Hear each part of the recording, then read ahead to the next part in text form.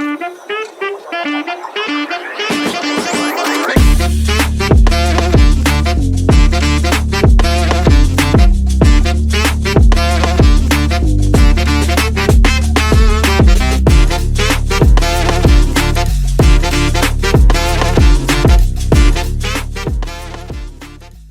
Balance4Blue listeners. Welcome to the Mindset Podcast Miniseries.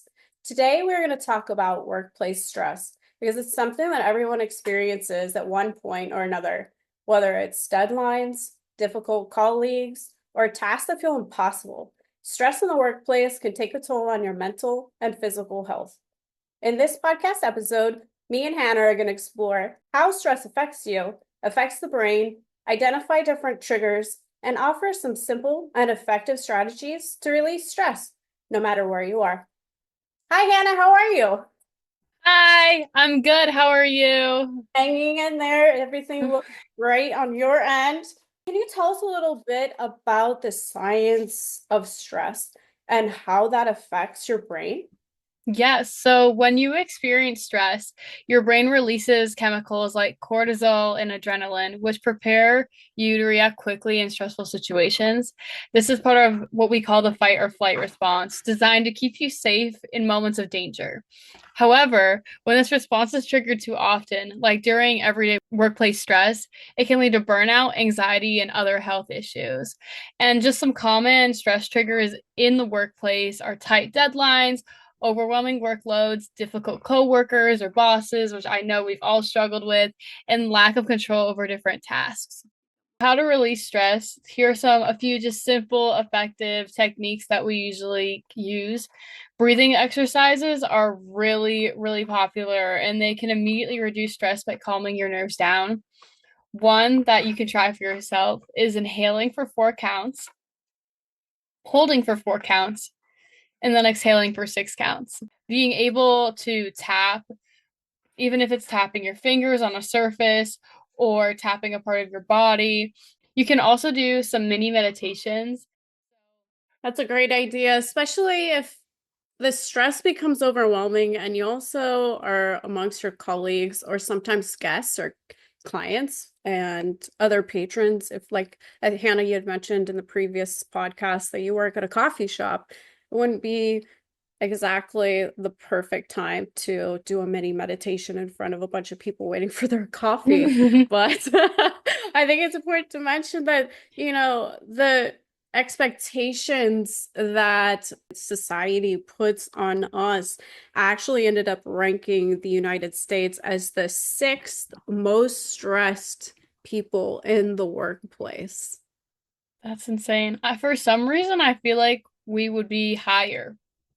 I thought so too. So I went ahead and figured out who was actually the most stressed. And it surprised me also. The country of Greece is listed as the number one most stressed. 59% of their workforce reports being stressed at the workplace. 59%.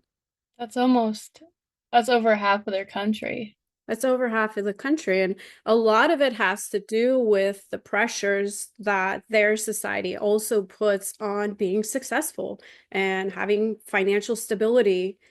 Tourism, I think, is a major role for the Greek economy. And if you've read the news, we won't get into politics and economics too much, but it seems like countries who have financial struggles overall, it trickles down into the labor force too. But what I did find interesting, who are the least stressed countries? Do you have any guesses? Hmm. I don't want to say Canada. Ooh, that's a good guess. So, in order, the number one least stressed country is actually the Netherlands. So Really? yeah, so Dutch workers report the lowest stress levels attributed to a strong emphasis on work-life balance. We're number six on the list of lacking this skill. What do you think we could do in our everyday life that would help promote work-life balance? I think personally, as a society, I think bigger corporations need to encourage workplace wellness, whether that is maybe just a 30-minute presentation on being in the workplace and how stressful it can be and taking time for yourself, just adding those tidbits in and having your workplace care about you, I think is super important. And nowadays we're seeing that less and less. Also, another amazing way is hosting wellness gatherings, which I know is very social and you might be stressed at the end of the day or just really tired out, but being able to share how you're feeling with your other coworkers might also be a great way to unite together almost in a sense where you can be like, okay, we feel the same way and we're stressed out, but at least we know we have each other's support. Another great way is being able to practice mindfulness. Also, being able to have healthy habits and self care is super important. Having self care days, whether it's sitting down and doing nothing, doing a face mask, or even watching your favorite show, just giving yourself a break to think about nothing. My final point is prioritizing your sleep. I think, especially in today's society, we do not sleep a lot. And honestly, I agree. I don't sleep a lot either as a college Neither do student. I. Really, we need a good, like, 7 to 9 hours of sleep every single day to make sure that your body can develop. And because we're still growing, everyone is, even if you're older, you're still growing in some case of way. It's not, maybe it's not developmentally, but emotionally or social emotionally, your capacity is still growing. I love that you're mentioning the sleep as part of a stress relief. It is so true. If you're already stressed, you can't sleep, right? So there's that stress about having to have more sleep so you're not stressed. It's almost like stress compounds. If you're up against a deadline, you're stressed about not making the deadline. Your fear sets in, like you were saying, with the fight, flight. Your fear and your ego and your brain is protecting you from that failure and releasing the cortisol. Are there any like physical activities that you would recommend, like even outside of sports? And we mentioned the tapping and some mini meditations. Are there any kind of special stretches or exercises? I'm thinking about my sedentary office life, and I've heard about apps and alarms on your computer that will literally every 30 minutes say, hey, your screensaver is going to be on for the next 2 minutes. Move your body, like get up from your desk, walk around the block, walk down the hallway, say hi to a coworker, those types of things. It's funny that we have to actually schedule that in to force ourselves into this work-life balance. Yeah, I think it's really interesting. I feel that maybe, I mean, personally for me, that I'm a very go, go, go, all gas, no brakes type of person. And for me to take a break and just sit there and do nothing is really hard for me because my brain is always going, going, going. What can I do? What can I do? So I would recommend running and jogging. I know a lot of people aren't runners. I'm not a runner, I'll be honest with you. But it can help really slow down your brain and just take a moment because you are exercising your body, which helps with dopamine, adrenaline, and it kicks back your body back into balance. I also think an amazing opportunity to do is yoga and Tai Chi, which I know is really slow and a lot of people are not 100% with it. But if you really take it in, whether that's like playing your favorite music or if you're just zen and in the mode, I think it's really good to just take a moment and take a deep breath and settle down. And it just brings you right back to center. I think another amazing way is walking or hiking because that also takes your brain away from the fact that you're thinking that you're bored. Because for me, I'm the same way. I always get bored. I'm like, wait, there's nothing to look at.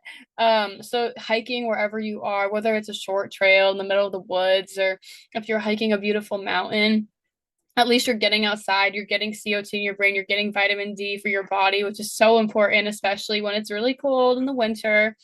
Just taking a moment for yourself. And also, dance is another amazing way as well. And especially with feeling our emotions into something, dance is definitely a great way of expressing it too.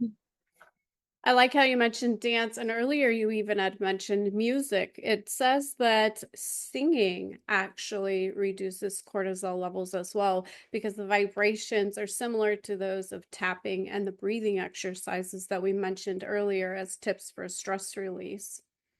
And then, of course, being out in nature. there's studies now that have been released about the visual delight and dopamine from looking at beautiful, colorful flowers and trees and streams and rivers and listening to the sounds of the ocean. Even if I can't leave the office, I should probably look back at my vacation videos just for that 10 seconds. Look at the waves, look at the pretty pictures, detach myself from the situation. I would imagine if I gave my brain a break from releasing all of that cortisol, I would come back better as an employee, as an employer, as a teammate. Probably some of us have significant others and family members and obligations and responsibilities. So if we're taking care of ourselves first and reducing our personal stress, we can also then help other people with theirs. I love that. And I think it's super important to highlight that too. And just being able to take care of yourself first. I think in society today, especially as a younger adult, we tend to take care of others before ourselves and we don't. Where is the time and room for us to take care of ourselves? Like being in a workplace can be so stressful, but being able to find people that relate with you and that you can talk to is a super amazing way to want to make friends, but to also be able to connect over something that you're going through together. I couldn't agree more. There is a sense of community and camaraderie at the workplace and also just within your community, whether you're, attending a church or sports teams or even something as simple as a book club and a walking group. Those types of activities are really good for your health. I think too, we should probably quickly talk about things that would help our day to day. So we've talked about ourselves and how we can strategize our thinking and our breathing exercises. Well, how about when your boss gives you a whole bunch of stuff to do and you just don't have enough time? I'd like to mention just a few stress management tips for those of us who do work for an employer. And the three key points are prioritize your tasks and setting boundaries and practice self-compassion. So, what I mean by that is tackle the hardest tasks first and lean on your team and delegate when you can. I don't think it's fair that we think to ourselves, I have to do it all. Most of the time, it's impossible. And I don't think the workplace is built for one person to run the entire place. And I think oftentimes, obviously, we're listed number 6 in the most stressful workplaces in the United States. I think it's fair to say that there's a lot of expectations from society saying that we have to do it ourselves, but in reality, we don't. Setting boundaries is extremely important. Knowing when to say no when your workload is too much.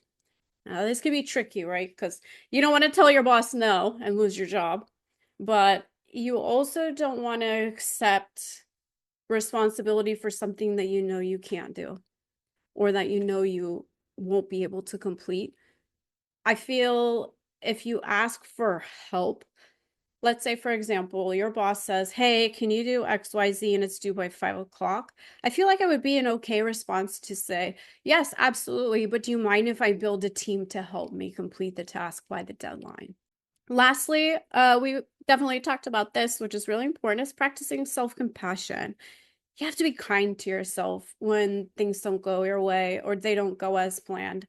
Don't adopt the failure complex and let your ego win and go home and be like, oh, I had the worst day ever. I'm the worst employee ever. Don't look at it that way. Go home, look at the flowers, go on your walk, do your mini meditation, and remind yourself, as Hannah mentioned before, we're all learning and growing. It's okay to make mistakes. It's okay to try new things. And not every presentation is going to be 100%. Not every document you write is going to be perfect the first time. Everybody's learning and growing. And of course, we have our outside influences that are also affecting what's going on at the workplace. So I think it's important to just prioritize your tasks, set boundaries when you need to, and be gentle with yourself. I 100% agree with all those things. I think it's so important to be able to prioritize tasks and being able to make a calendar that fits for you and also fits for your employer, and being able to say, I need more time to do something, or can I have more time to do something, by setting boundaries is so important. I think really the conclusion of this is stress is really inevitable, but how you handle it makes all the difference. By using breathing exercises, tapping exercises, and mini meditations, you can manage stress even on the busiest workday. Taking time for yourself and practicing these tips will create a healthier and more balanced work approach. I couldn't agree more. And that's why Hannah and I made the tips to relieve stress in the workplace. It's another ebook that we have at zen4blue.org. Just look for it at the resources tab. And yeah, thank you again, Hannah, for being our expert and discussing the importance of taking care of ourselves and our brains. And I look forward to our next exciting topic. Thank you so much for having me. I'm so excited for our next topic, too. I can't wait to figure out what it is. All right, for all of you listening, we'll see you again next time. And don't forget to hit that subscribe button so you can see what our next topic will be.